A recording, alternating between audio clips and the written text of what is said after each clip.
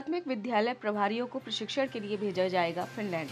केंद्र सरकार और दिल्ली सरकार के बीच जारी वैचारिक विरोध एवं आरोप प्रत्यारोप के बीच दिल्ली के एलजी वीके सक्सेना ने दिल्ली के सरकारी प्राथमिक विद्यालयों के प्रभारी शिक्षकों को प्रशिक्षण के लिए विदेश भेजने संबंधी दिल्ली सरकार के प्रस्ताव को दिल्ली एलजी ने मंजूरी दे दी है। दिल्ली के प्राथमिक विद्यालय के प्रभारी शिक्षकों को प्रशिक्षण के लिए फिनलैंड भेजने का प्रस्ताव स्वीकार कर लिया गया है। बिहार के पूर्व मुख्यमंत्री राबड़ी देवी के सरकारी आवास पर सीबीआई की रेड। बिहार की पूर्व मुख्यमंत्री लालू प्रसाद यादव की पत्नी राबड़ी देवी के सरकारी आवास पर पहुंची सीबीआई। जमीन के बदले में नौकरी देने के मामले में पूछताछ करने पहुंची है सीबीआई टीम ने शुरू की जांच। PM Modi post budget webinar को करेंगे संबोधित। प्रधानमंत्री नरेंद्र मोदी वीडियो कॉन्फ्रेंस के जरिए पोस्ट बजट वेबिनार को संबोधित करेंगे। स्वास्थ्य आयुर्विज्ञान अनुसंधान पर 12 पोस्ट बजट वेबिनार होगा। पोस्ट बजट वेबिनार श्रृंखला का यह पहला हिस्सा होगा। बजट में घोषित पहलुओं पर अमल को लेकर अंतर्दृष्टि है वेबिनार। होली से पहले दिल्ली बीजेपी भ्रष्टाचार रूपी पुतले का करेंगी दहन। होली से पहले बीजेपी का बड़ा प्रदर्शन। दिल्ली बीजेपी भ्रष्टाचार रूपी पुतले का दहन करेगी। आम आदमी पार्टी के खिलाफ बीजेपी का प्रदर्शन। 70 विधानसभा क्षेत्रों में होलिका दहन करेगी बीजेपी। सुबह 11 बजे के बाद बीजेपी का बड़ा प्रदर्शन शुरू। पूर्व डिप्टी सीएम सिसोदिया को कोर्ट ने 20 मार्च तक न्यायिक हिरासत में भेजा।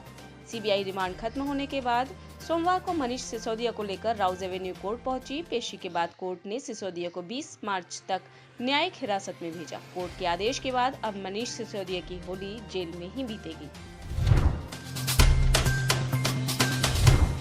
लखनऊ के चकंजरिया स्थित अमूल डेयरी पर एफएसडीए का छापा। अमूल डेयरी में रखा 14 क्विंटल काजू सील। चकंजरिया स्थित अमूल में एफएसडीए का छापा। 14 क्विंटल एक्सपायर्ड काजू, 650 किलो जेली सील। होली के मद्देनजर एफएसडीए ने छापेमारी की थी। एक्सपायर्ड सामान की सूचना पर एफएसडीए ने मारा छापा।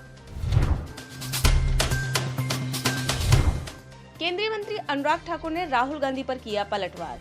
कांग्रेस नेता राहुल गांधी पर केंद्रीय मंत्री अनुराग ठाकुर ने पलटवार करते हुए कहा, विदेशी दोस्त, विदेशी एजेंसी या फिर विदेशी चैनल हो, किसी का भी दुरुपयोग करके भारत को बदनाम करने का कोई मौका नहीं छोड़ रहे हैं। अपनी नाकामी को छिपाने के लिए विदेशी जमीन से राहुल जी ने भारत को बदनाम करने का ठेका लिया है। राहुल गांधी विवादों की आंधी बन गए हैं। सदी के महानायक अमिताभ बच्चन फिल्म शूटिंग के दौरान हुए घायल, पसली में लगी चोट। बॉलीवुड के दिग्गज अभिनेता अमिताभ बच्चन फिल्म की शूटिंग के दौरान हैदराबाद में घायल हो गए हैं। शूटिंग के दौरान एक्शन सीन शूट किया जा रहा था। उसी दौरान चोट लगने से पसली की कार्टिलेज टूट गई और दाईं पसली की मांसपेशी में भी चोट आई है। शूटिंग कैंसिल कर दी गई है। अमिताभ बच्चन का हैदराबाद के एआईजी अस्पताल में स्कैन किया गया। वे वापस मुंबई लौट गए। अमिताभ बच्चन ने बताया कि उन्हें चलने फिरने पर बहुत दर्द हो रहा है। जब तक हालत सामान्य नहीं हो जाती तब तक हिलने डुलने से डॉक्टरों ने मना किया है। ओडिशा में अवैध पटाखा फैक्ट्री में विस्फोट, 4 की मौत, कई घायल। ओडिशा के जनपद खुर्दा में एक अवैध पटाखा फैक्ट्री में विस्फोट में कम से कम 4 लोगों की मौत हो गई है और 4 अन्य गंभीर रूप से घायल हो गए हैं। यह घटना भुवनेश्वर से करीब 40 किलोमीटर दूर तांगी इलाके के भुसनपुर गांव में हुई। होली के त्योहार के लिए घर पर पटाखे बनाते समय घटी घटना।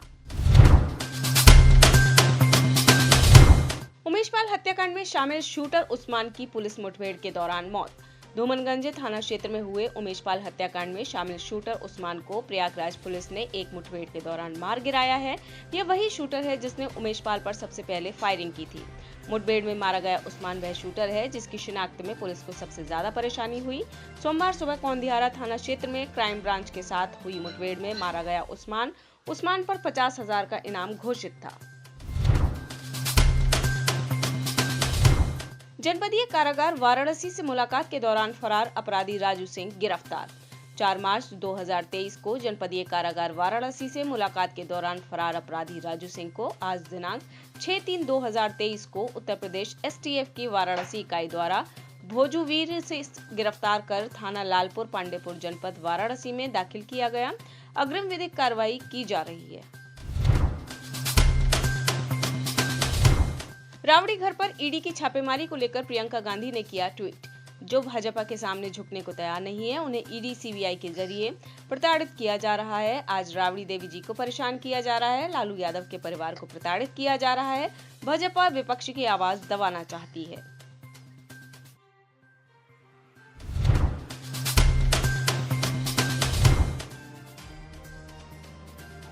बीजेपी नेता शाहनवाज हुसैन को दिल्ली हाई कोर्ट से मिली राहत। बीजेपी नेता शाहनवाज हुसैन को दिल्ली हाई कोर्ट से मिली बड़ी राहत। शाहनवाज हुसैन पर रेप केस में एफआईआर दर्ज करने का निचली कोर्ट का आदेश दिल्ली हाई कोर्ट ने किया रद्द।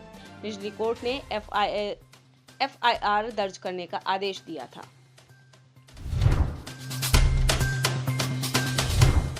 आप पक्ष के वकील सोमनाथ भारती ने मनीष सिसोदिया के मामले में दिया बयान। आप पक्ष के वकील सोमनाथ भारती ने कहा, सीबीआई ने यह मान लिया है कि मनीष सिसोदिया के पास कुछ है नहीं।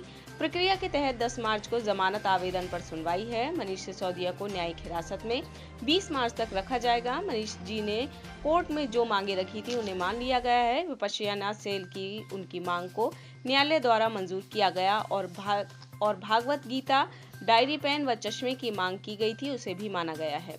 आज कोर्ट के अंदर एक अजीब स्थिति बनी, जिसमें सीबीआई के वकील ने कहा, करते आप हैं और बदनामी हमारी हो रही है। सीबीआई को इसका एहसास हो गया है कि वे किस प्रकार से राजनीतिक दबाव में गलत काम कर रहे हैं।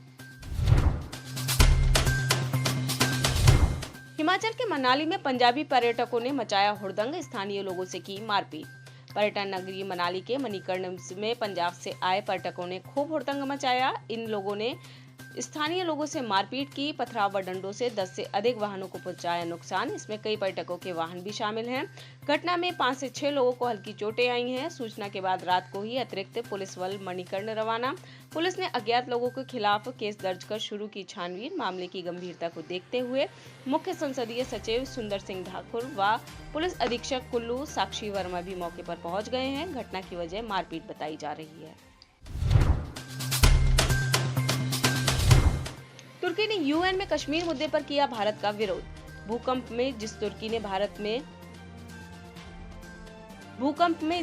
के लिए भारत ने ऑपरेशन दोस्त चलाया, उसने यूएन में कश्मीर मुद्दे पर पाक का साथ दिया। भारत की प्रतिनिधि सीमा पुजानी ने साफ शब्दों में कहा कि तुर्की को भारत के किसी भी आंतरिक मामले में हस्तक्षेप करने से बचना चाहिए।